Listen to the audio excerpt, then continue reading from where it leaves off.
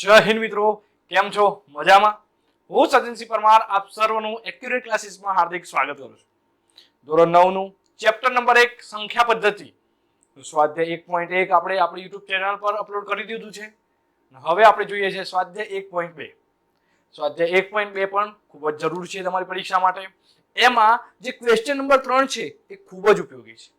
બરાબર, માટે તમારે એક ક્વેશ્ચન 3 કરી લેવું જોઈએ. એના પહેલા જે પ્રશ્ન નંબર 1 અને પ્રશ્ન નંબર 2 છે એ પણ ખૂબ જ અગત્યના છે. બરાબર, તો પહેલા તમને સ્વાધ્યાય 1.1 માં મેં સમય સંખ્યાઓ અને અસમય સંખ્યાઓ વિશે જે માહિતી આપી છે એ તમને યાદ છે ને? આ માહિતી આપણા માટે ખૂબ જ ઉપયોગી રહેવાની છે. આ માહિતી સ્વાધ્યાય 1.2 માં પણ ખૂબ જ ઉપયોગી થશે, માટે તમારે એ યાદ કરી લેવી જોઈએ. યાદ ના હોય તો ચિંતા કરવાની જરૂર નથી, ફરીથી આપણે એક વખત યાદ કરી લઈએ છીએ. બરાબર, જોઈએ છે હવે સ્વાધ્યાય 1.2. બરાબર, ચલો શું છે ભાઈ? નીચેના વિધાનો સત્ય છે કે અસત્ય કારણ સહિત ઉત્તર આપવાનો છે. બરાબર, શું છે? તો દરેક અસમય સંખ્યા એ વાસ્તવિક સંખ્યા છે. તો એના માટે મેં તમને કીધું એમ શું કરવું પડશે? આપણે જે સ્વાધ્યાય 1.1 ચલાવ્યું મેં એના પહેલા જે માહિતી આપી હતી એ તમારે તૈયાર કરી લેવી પડે. બરાબર, જો ન કરી હોય તો આપણે એક વખત ફરીથી કરી લઈએ. બરાબર, ચલો સૌ પ્રથમ શું આવશે મિત્રો? કઈ સંખ્યા આવશે? તો વાસ્તવિક સંખ્યા. કઈ સંખ્યા? વાસ્તવિક સંખ્યા.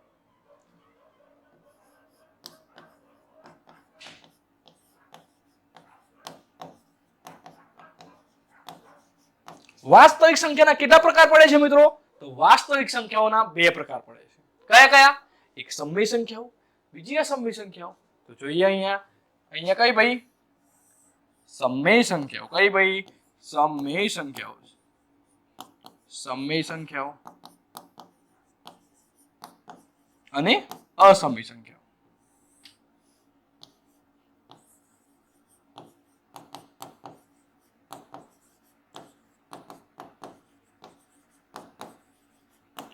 ચલો ભાઈ, સમય સંખ્યાઓમાં શું શું આવશે? તો સાહેબ મને યાદ છે, સમય સંખ્યાઓની અંદર 4 સંખ્યાઓ આવશે: પ્રાકૃતિક સંખ્યા, પૂર્ણ સંખ્યા, પૂર્ણાંક સંખ્યા અને સમય સંખ્યાઓ. જોઈએ છે પહેલા પ્રાકૃતિક સંખ્યાઓ. તો સાહેબ પ્રાકૃતિક સંખ્યાને n વડે દર્શાવીશું. બરાબર, પ્રાકૃતિક સંખ્યા. પ્રાકૃતિક સંખ્યાઓમાં કઈ કઈ સંખ્યાઓ આવશે? તો 1 2 3 4 5 6 7 8 9 10 11 12 અનંત સુધી. બરાબર, એ જ રીતે પૂર્ણ સંખ્યાઓમાં પૂર્ણ સંખ્યાઓને આપણે w વડે દર્શાવીએ છીએ. બરાબર,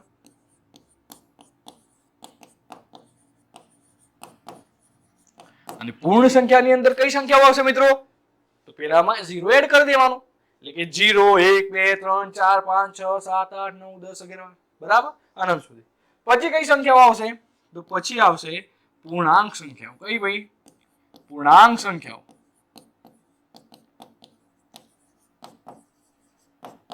હવે પૂર્ણાંક સંખ્યાઓમાં કઈ કઈ સંખ્યાઓ આવશે?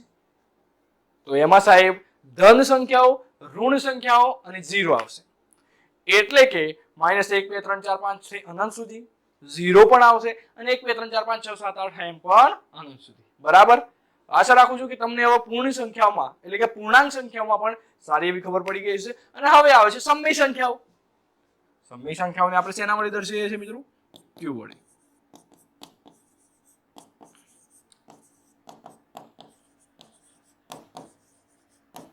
ચલો, થઈ ગયું. અને અહીંયા અસમય સંખ્યાઓમાં અસમય સંખ્યાઓ છે, ત્યાં શું આવશે મિત્રો? ત્યાં કઈ નહીં, માત્ર અસમય સંખ્યાઓ જ આવશે. બરાબર, તો હવે જોઈએ છે આપણે પ્રશ્નો. ચલો, દરેક અસમય સંખ્યા એ વાસ્તવિક સંખ્યા છે. ભાઈ અહીંયા જો, દરેક અસમય સંખ્યા એ વાસ્તવિક સંખ્યા છે. ભાઈ સાચું કે ખોટું? આ વિધાન સત્ય છે, કારણ કે આ જે અસમય સંખ્યાઓ છે ભાઈ એ વાસ્તવિક સંખ્યાઓનો એક ભાગ જ છે ને. બરાબર, એટલે કે આ બધી જ અસમય સંખ્યાઓને આપણે વાસ્તવિક સંખ્યાઓ કહી શકીએ કે ના કહી શકીએ? બિલકુલ કહી શકીએ. બરાબર, પરંતુ તમને એમ પૂછવું હોય કે ભાઈ દરેક વાસ્તવિક સંખ્યાઓ એટલે કે બધી જ વાસ્તવિક સંખ્યાઓ એ અસમય સંખ્યાઓ છે. ભાઈ સાચું કે ખોટું? અહીંયા ખોટું આવશે, કારણ કે વાસ્તવિક સંખ્યાઓની અંદર મિત્રો કઈ કઈ સંખ્યાઓ છે? સમય સંખ્યાઓ છે અને અસમય સંખ્યાઓ છે. બરાબર, ચલો તો આ વિધાન કેવું છે મિત્રો? આ વિધાન સત્ય છે, કારણ કે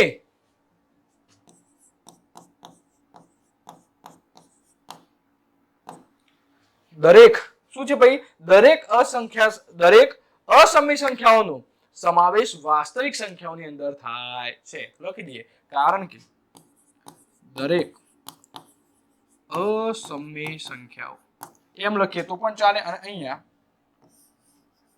દરેક સમય સંખ્યા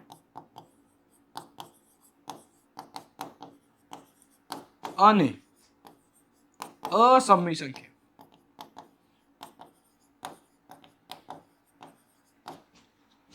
ઓ વાસ્તવિક સંખ્યાઓ છે.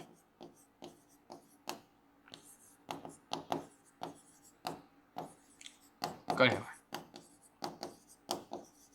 ચલો ભાઈ, ખબર પડી ગઈ. તો કારણ કે દરેક સમય સંખ્યા અને અસમય સંખ્યા મિત્રો શું કહેવાય, વાસ્તવિક સંખ્યા કહેવાય માટે. બરાબર. ચલો, સંખ્યા રેખા પરનું દરેક બિંદુ કોઈક પ્રાકૃતિક સંખ્યા એમ માટે રૂટ એમ સ્વરૂપનું હોય છે. ભાઈ સાચું કે ખોટું જોઈ લઈએ. ચલો,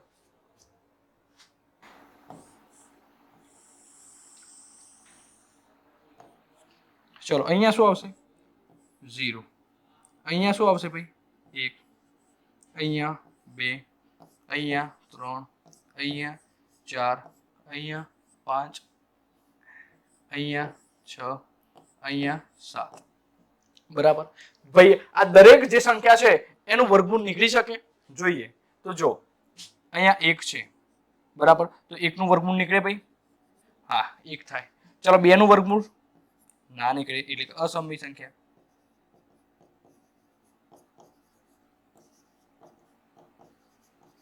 બરાબર.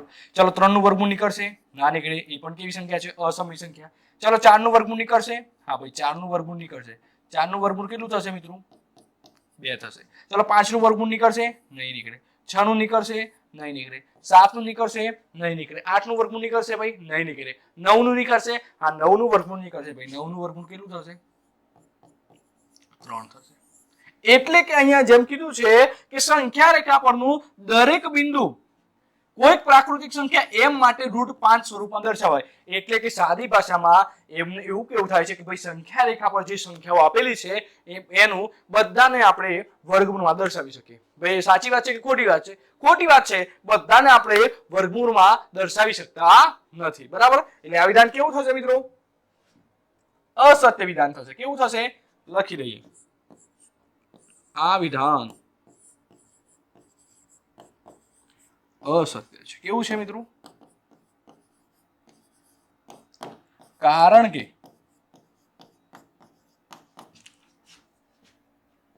દરેક બિંદુ, કારણ કે સંખ્યા પરનું, સંખ્યા લખી દઈએ, અહીંયા લખી દઈએ. ચલો, કારણ કે સંખ્યા રેખા પરનું દરેક બિંદુ કોઈક બિંદુ એમ માટે રૂટ એમ સ્વરૂપનું હોઈ શકે નહીં. ચલો, ખબર પડી ગઈ મિત્રો. આશા રાખું છું કે તમને આ પ્રશ્ન 2 નંબરમાં સારી ખબર પડી ગઈ હશે. બરાબર. ચલો, દરેક વાસ્તવિક સંખ્યા એ અસમય સંખ્યા છે ભાઈ, તો જોઈએ અહીંયા. ચલો ભાઈ, આ દરેક વાસ્તવિક સંખ્યા છે. બરાબર, આ વાસ્તવિક સંખ્યા છે. બરાબર, એ બધી જ અસમય સંખ્યાઓ છે ભાઈ. સાચું કે ખોટું, ખોટું. કારણ કે વાસ્તવિક સંખ્યાની અંદર 2 સંખ્યાઓનો સમાવેશ થાય છે, એક સમય સંખ્યા અને બીજી અસમય સંખ્યા. એટલે ભાઈ બધી જ વાસ્તવિક સંખ્યાઓ અસમય સંખ્યાઓ છે નહીં ભાઈ, સમય સંખ્યાઓ છે અને અસમય સંખ્યાઓ છે. તો આ વિધાન કેવું છે મિત્રો, ખોટું છે, એટલે કે અસત્ય વિધાન છે. કેવું છે, અસત્ય વિધાન. તો અહીંયા લખી દઈએ, આ વિધાન અસત્ય છે, કારણ કે વાસ્તવિક સંખ્યાઓની અંદર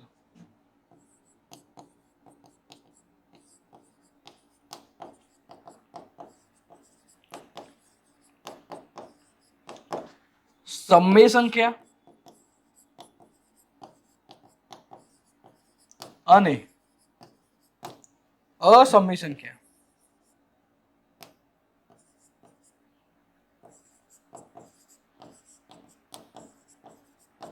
ઓનો સમાવેશ થાય છે.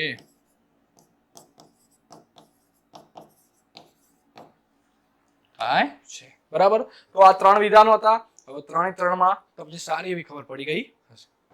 હવે જોઈએ છે આપણે પ્રશ્ન નંબર 2. શું દરેક ધન પૂર્ણાંકનું વર્ગમૂળ અસમય સંખ્યા હોય? ભાઈ જોઈએ, અહીંયા 1 2 3 4 5 6 7 8. બરાબર. તો શું કીધું છે? શું દરેક ધન પૂર્ણાંકનું વર્ગમૂળ અસમય સંખ્યા હોય? ભાઈ અહીંયા આ 1 નું વર્ગમૂળ કાઢીએ. બરાબર. તો શું થાય? 1. ચલો 2 નું વર્ગમૂળ કાઢીએ તો ભાઈ 2 કેવી સંખ્યા થઈ જાય? અસમય સંખ્યા. ચલો ભાઈ એ જ રીતે 3 નું વર્ગમૂળ નીકળશે? નહીં નીકળે. અહીંયા ભાઈ 4 નું વર્ગમૂળ નીકળશે? હા નીકળશે. કેટલું ભાઈ? 2. અહીંયા 5 નું વર્ગમૂળ નહીં નીકળે, 6 નું નહીં નીકળે, 7 નું નહીં નીકળે, 8 નું નહીં નીકળે, 9 નું નીકળશે? હા 9 નું નીકળશે. 3. બરાબર. 9 નું નીકળશે. તો ચલો ભાઈ દરેક પૂર્ણાંકોનું વર્ગમૂળ અસમય સંખ્યા છે? ના ભાઈ, આ સંખ્યાનું ભાઈ સમય છે, આ સંખ્યાનું પણ સમય છે, આ સંખ્યાનું પણ કેવું છે ભાઈ? સમય. તો ભાઈ દરેક સંખ્યાઓ ભાઈ અસમય સંખ્યા નથી. બરાબર. જો ના તો એવી એક સંખ્યાનું ઉદાહરણ આપો કે જેનું વર્ગમૂળ કેવું થતું હોય ભાઈ? સમય. સાહેબ એક નહીં, ત્રણ ઉદાહરણ આપી દઈએ. બરાબર. તો એના પહેલા લખી દઈએ, થોડું લખવાનું છે. તો અહીંયા લખીશું, ના દરેક ધન પૂર્ણાંકનું વર્ગમૂળ અસમય સંખ્યા ન હોય. બરાબર. શું છે? ના દરેક ધન પૂર્ણાંકનું વર્ગમૂળ અસમય સંખ્યા ન હોય. બરાબર. જો ના તો ભાઈ એવી એક સંખ્યાનું ઉદાહરણ આપી દે. તો લખી દઈએ અહીંયા, ઉદાહરણ તરીકે વર્ગમૂળમાં 4 નું ભાઈ વર્ગમૂળ કાઢીએ. બરાબર. તો શું થાય? 2. એ જ રીતે 3. બરાબર. એ જ રીતે 4. બરાબર. 3 ઉદાહરણ આપી દીધા. ભાઈ ખબર પડે? ભાઈ ખબર પડે આ દાખલામાં? બિલકુલ. બરાબર.